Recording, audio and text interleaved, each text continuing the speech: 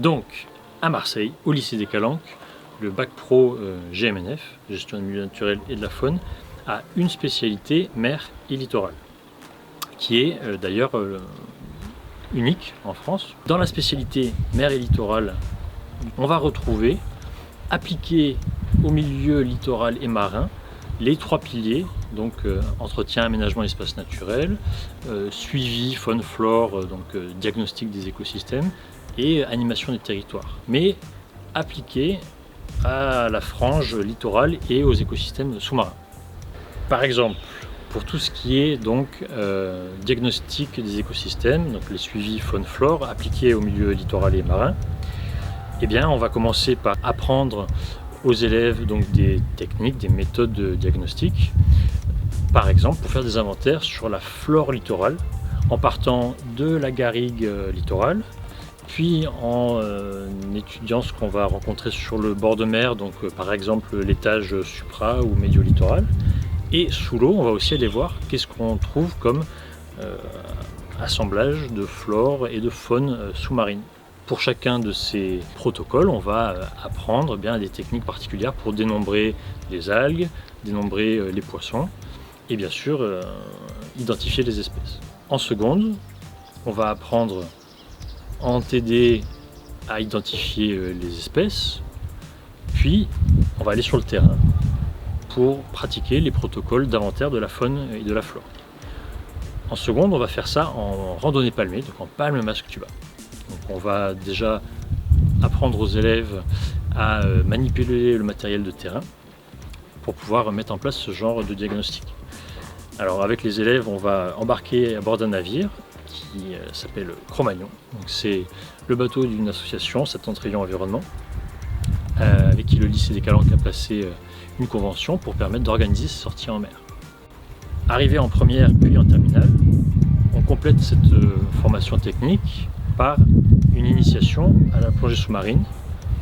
avec le passage des premiers niveaux de plongée pour permettre aux élèves, s'ils le souhaitent par la suite, de continuer vers une formation de plongeur professionnel plus tard au cours de leur cursus. L'idée, c'est de fournir aux élèves une série de compétences professionnelles qui leur permettra de favoriser leur insertion dans le milieu professionnel plus tard. Donc le passage des niveaux de plongée en vue de l'obtention plus tard éventuellement des diplômes de plongée professionnels, mais également par exemple le permis bateau, qui est un outil de plus leur permettant d'agrémenter leur CV. À l'issue du bac professionnel, dans la spécialité mer et littoral, donc les élèves, s'ils le souhaitent, peuvent envisager une poursuite d'études, par exemple en BTS, vers par exemple le BTS gestion protection de la nature. Et ils pourront, s'ils le souhaitent, continuer de se spécialiser sur la partie littorale et marine, avec en termes de débouchés pour des métiers, toutes les applications, par exemple dans la protection des espaces naturels, notamment dans les aires marines protégées ou les réserves naturelles spécialisées sur le littoral. Aussi bien en seconde NJ, PF, spécialité ENR, que ensuite dans le bac pro en première GMNF et en terminale GMNF, il y a des stages qui ponctuent régulièrement le cursus de formation. Dans le cadre de la spécialité mer et littoral, ils peuvent cibler des établissements publics, par exemple une réserve naturelle, un parc marin en domaine littoral et maritime, pour pouvoir réaliser leur stage professionnel. Dans la classe de spécialité mer et littoral, l'effectif est de 16 élèves,